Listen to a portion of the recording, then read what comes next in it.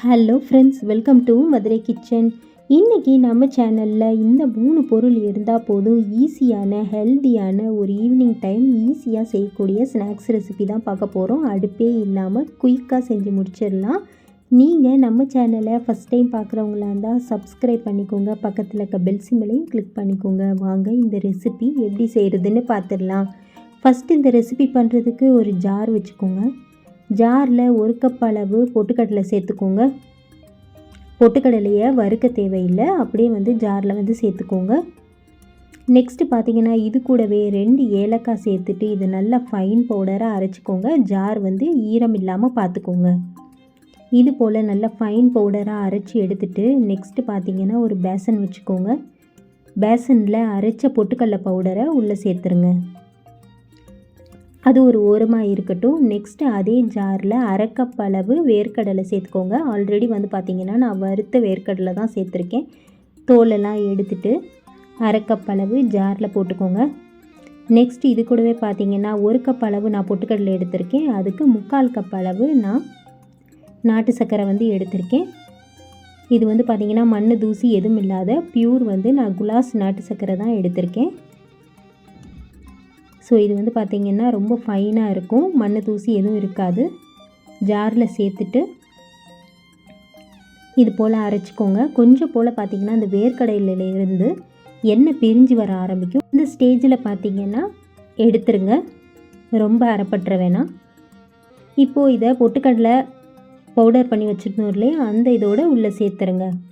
இப்போ இதை சேர்த்துட்டு நல்லா மிக்ஸ் பண்ணிக்கோங்க. இது போல் நல்லா கலந்துட்டு 1 ஸ்பூன் அளவு நான் கருப்பு எள்ளு சேர்க்குறேன்.